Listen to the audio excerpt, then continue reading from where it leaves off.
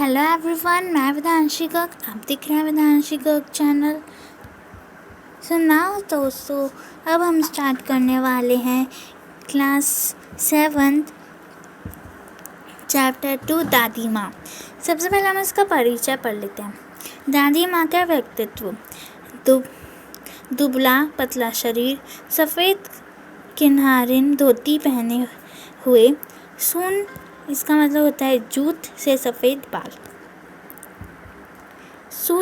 सन का मतलब होता है जूट। ठीक है, आगे है दादी माँ का स्वभाव, यानी कि दादी माँ का कैसा स्वभाव है इस चैप्टर में। स्नेह सत्य भाव, वाणी में शासन की कठोरता, दुख पर कातर होना यानी कि परोपकारी, हंसमुख व सरल स्वभाव, बड़ों का दायित्व व भविष्य की चिंता, प्रभावशाली और धार्मिक प्रवृत्ति, यही है दादी माँ का स्वभाव। अब हम इसके शब्दार्थ कर लेते हैं। शब्दार्थ करने के बाद हम इसके क्वेश्चन आंसर्स पढ़ लेंगे। शब्दार्थ का पहला है प्रय अर्थात हमेशा, प्रतिकूलता अर्थात परिस्थितियाँ ना होना अनुकूल, क्वार अर्थात अश्विन का महीना, सीवान अर्थात नाला, खोलते अर्थात उबलते, जलाशय अर्थात तालाब, आषाढ़ अर्थात गर्मी का महीना, अगहन अर्थात पौष मास, चैत अर्थात चैत्र मास। आगे है लाई अर्थात खील और बताशे जो होते हैं ना, और हुड़क अर्थात चाहत, ज्वार अर्थात हुड़क अर्थात चाहत, ज्वार अर्थात बुखार। ओके, सन अर्थात जूट, सद्य अर्थात ताज़ा, सरसाम अर्थात सिर पर चढ़ने वाला बुखार, विषुचिका संक्रमण, लवंग अर्थात लौंग, नाड़ी अर्थात नब्ज, और कुनेन अर्थात मिक्सचर अर्थात एक प्रकार की दवाई, तिताई अर्थात तीखापन, कारपरोजन अर्थात काम का उद्देश्य, निकसार अर्थात निकास स्थान, सूद अर्थात ब्याज। ओके, ये हमारे शब्दार्थ हो गए। वो अभ्यास करते हैं। अभ्यास का पहला प्रश्न है, लेखक ने अपनी दादी माँ की याद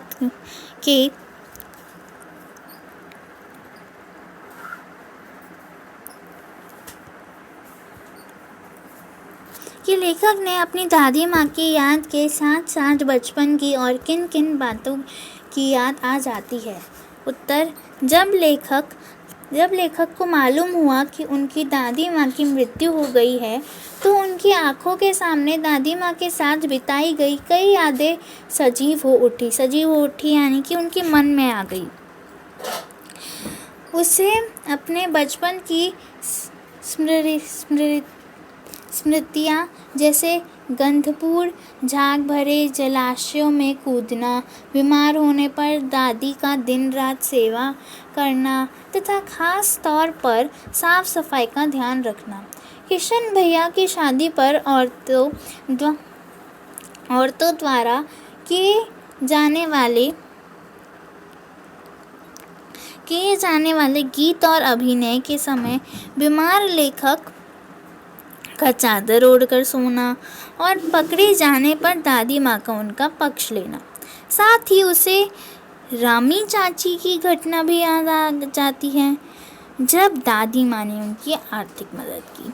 ओके, तो जब ऐसा होता है, जब ऐसी घटना होती है, तो हमें ये सारी बातें याद आ जाती है। खासकर जो हमारे दिल के पास होते हैं, उनकी ये सारी बातें याद आ जाती है, जो हमने उनके साथ बिताई है, मीठे मीठे पल। ओके, अगला क्वेश्चन देखते हैं। नेक्स्ट क्वेश्चन है, दादी जी की मृत्यु के बाद लेखक के घर की आर्थिक स्थिति खराब क्यों हो गई थी? उत्तर: दादाजी की मृत्यु के पश्चात दादाजी की मृत्यु के पश्चात लेखक के पिताजी व भैया ने धन का सही उपयोग नहीं किया था। गलत मित्रों की संगति में सारा धन नष्ट कर डाला। दादाजी के श्राद्ध पर भी दादी माँ के मना करने पर लेखक ने पिताजी के अपार संपत्ति व्यय की फलस्वरूप उनके घर की आर्थिक स्थिति और बिगड़ गई। तो इसलिए कहते हैं कि बड़ों की बात माननी चाहिए। जिन्होंने उनके भैया ने व उनके पिताजी ने दादी माँ की बात नहीं मानी थी और वे अपनी सारी संपत्ति सारा धन गवा बैठे। ओके, नेक्स्ट क्वेश्चन देखते हैं। थर्ड क्वेश्चन है कि दादी माँ के स्वभाव का कौन सा पक्ष आपको सबसे अच्छा लगता है और क्यों। तो आपको जो पक्ष अच्छा लगता है वो लिख सकते हैं और आपको क्यों अच्छा लगता है आप ये भी लिखिएगा। अदरवाइज़ आप ये वाला आंसर भी लिख सकते हैं कि दादी माँ की सेवा संरक्षण परोपकारी व सरल स्वभाव हमें सबसे अच्छा लगता है। दादी माँ मुँह से भले कड़वी थी परंतु घर के सदस्यों तथा दूसरे के आर्थिक मदद के लिए हर समय तैयार रहती थी। आवश्यकता के समय दादाजी की अंतिम निशानी सोने का कंगन देकर घर वालों की मदद की। रामी चाची का कर्ज माफ़ कर उसे नकद रुपये भी दिए ताकि उसकी बेटी का विवाह निवर्घन संपन्न हो जाए। इन्हीं कारणों से ही वह दूसरे का मन जीतने में सदा सफल रही। तो ये था आपका थर्ड क्वेश्चन। अब फोर्थ क्वेश्चन देखते हैं। फोर्थ क्वेश्चन है कि आपने इस कहानी में महीनों के नाम पढ़े जैसे क्वार, आषाढ़, माघ। इन महीनों में मौसम कैसा रहता है लिखिए। ठीक है, तो हमें इन 3 मौसमों के बारे में लिखना है और ये भी बताना है कि इन तीनों समय मौसम कैसा रहता है। तो सबसे पहला मौसम आता है अपना क्वार। क्वार में गर्मी रहती है, मैं आपको वैसे ही बता देती हूँ। क्वार में गर्मी रहती है, आषाढ़ में वर्षा होती है और माघ में सर्दी रहती है। तो सबसे पहले क्वार, फिर आषाढ़, फिर माघ। ओके, तो सबसे पहले क्वार देखते हैं। इस महीने में ना तो अधिक गर्मी और ना ही अधिक सर्दी होती है, अर्थात हल्की हल्की ठंड रहती है। आमतौर पर मौसम साफ रहता है। आषाढ़, वैसे तो यह मौसम वर्षा का होता है परंतु इस महीने वर्षा ना हो तो गर्मी बढ़ जाती है। माघ, इस महीने में अत्यधिक सर्दी होती है, भयंकर सर्दी से बुरा हाल हो जाता है। ऐसी सर्दी में तो चाय पीने का मन करता है ना। चलिए फिफ्थ क्वेश्चन देखते हैं। अपने अपने मौसम की अपनी अपनी बातें होती हैं। इस प्रश्न में है कि अपने अपने मौसम की अपनी बातें होती है। लेखक के इस कथन के अनुसार यह बताइए कि किस मौसम में कौन कौन सी चीज़ें विशेष रूप से मिलती है। यानी कि इसका मतलब है कि कौन कौन से महीने में क्या क्या हमें फल और सब्जी मतलब ज़्यादातर मिलते हैं। जैसे ऐसे बोलते हैं ना कि ये जो फल है या फिर जो सब्जी है ये तब आएगी, ये इस महीने में आएगी। तो ऐसे तो जो क्वार होता है तो क्वार के महीने में तरबूज, खरबूज, फालसे और लीची मिलती है। ओके, आषाढ़ के महीने में आम, जामुन और खीरा मिलते हैं। माघ के महीने में अंगूर, केले, अमरूद और गुड़ मिलते हैं। ओके, तो ये थे हमारे प्रश्न। हम आगे बढ़ते हैं। आगे है भाषा की बात। भाषा की बात में है कि नीचे दी गई पंक्तियों पर ध्यान दीजिए। यानी कि हमें इन पंक्तियों पर ध्यान देना है। किन पंक्तियों पर? कि ज़रा सी कठिनाई पड़ते अनमना सा हो जाता है सन से सफ़ेद। अनमना सा हो जाता है सन से सफ़ेद। तो इसमें है कि समानता का बोध कराने के लिए सा सी से क्या समानता का ओके 1 मिनट। देखिए कि ये एक लाइन है, इसमें 2 लाइन दी है, एक ये लाइन है और एक ये लाइन। ओके, इस सन से सफ़ेद वाली लाइन, ओके, ये 2 लाइन है। इन दोनों लाइन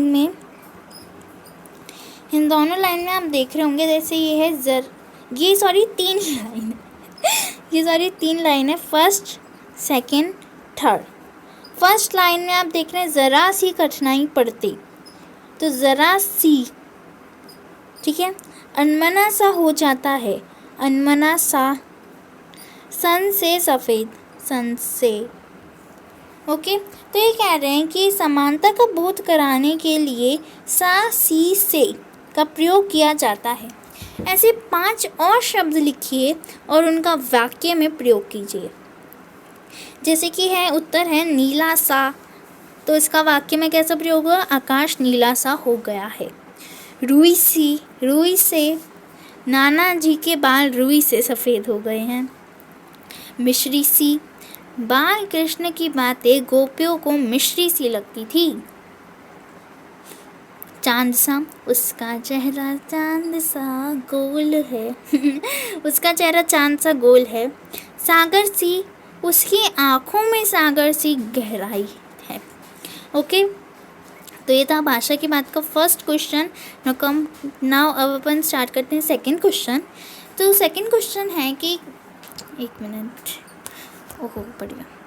कहानी में छू छू कर ज्वार का अनुमान करती, पूछ पूछ कर घर वालों को परेशान कर देती, जैसे वाक्य आए हैं। किसी क्रिया को जोर देकर कहने के लिए एक से अधिक बार एक ही शब्द का प्रयोग होता है, जैसे वहाँ जा जाकर थक गया, उन्हें ढूंढ ढूंढ कर देख लिया। इस प्रकार के 5 वाक्य बनाइए, वह 5 वाक्य बनाइए। ओके, तो पहला वाक्य है उत्तर में, बच्चे अपने उत्तरों को बोल बोल कर याद रहे हैं, बोल बोल कर याद कर रहे हैं।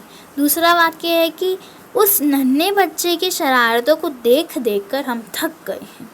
तीसरा वाक्य है कि ज़ोर ज़ोर से चिल्लाकर तुम क्या साबित करना चाहते हो। चौथा प्रश्न है कि बार बार उसके उस सवाल करने से हम तंग आ गए थे। पांचवा वाक्य है कि पुलिस ने अपराधी को पीट पीट कर अधमरा कर दिया।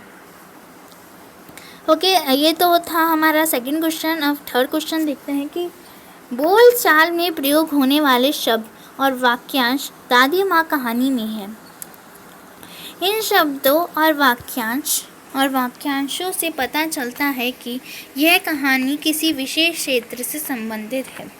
ऐसे शब्दों और वाक्यांशों में क्षेत्रीय बोलचाल की खूबियाँ होती हैं।